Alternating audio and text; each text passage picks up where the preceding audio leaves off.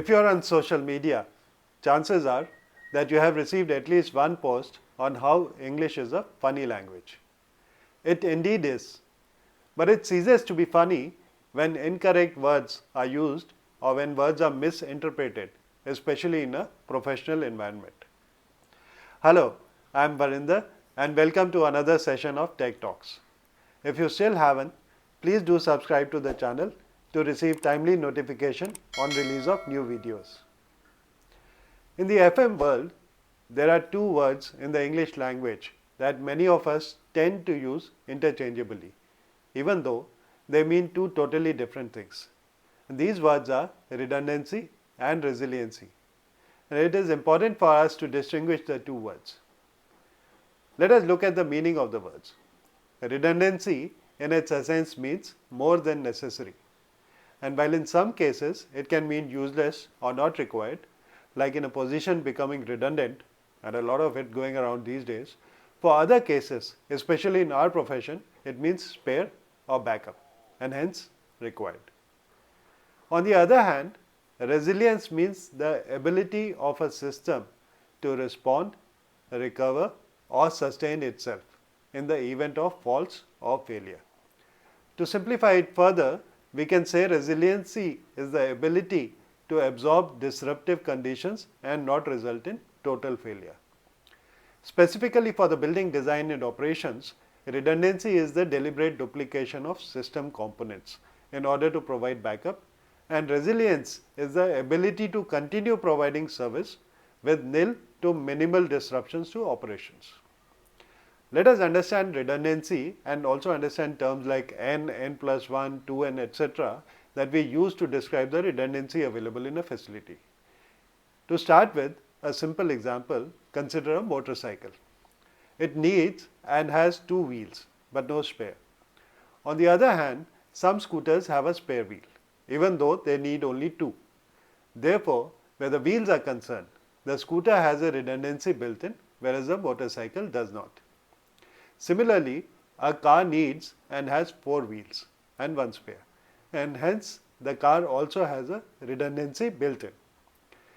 The redundancy available in any infrastructure is described as a function of n, where n is defined as the number of components or equipment needed or necessary to support the intended operation.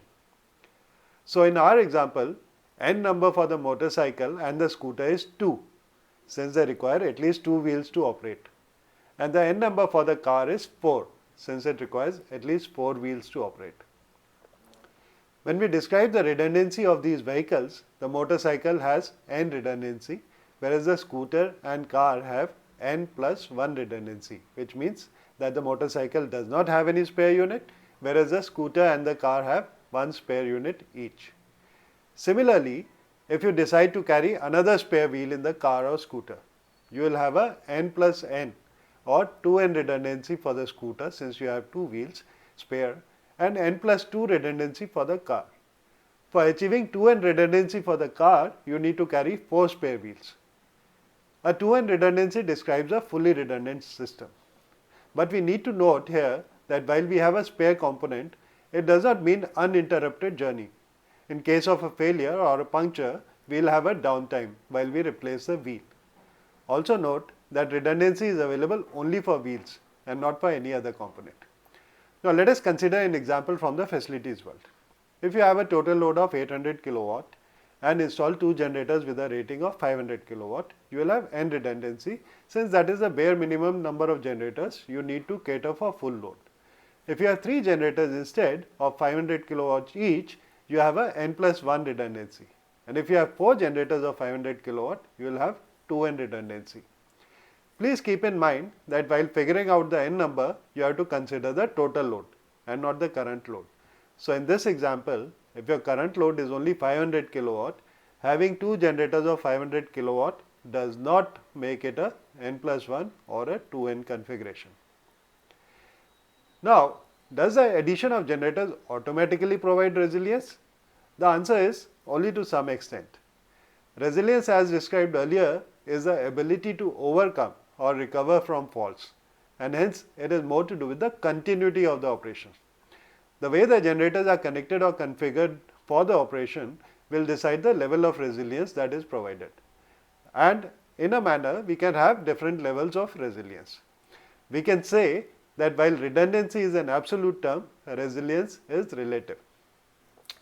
Having an N configuration for generators in the facility without any automatic mains failure unit or auto transfer switch will give you a low resilience plain vanilla backup, which will require manual intervention and hence require more recovery time.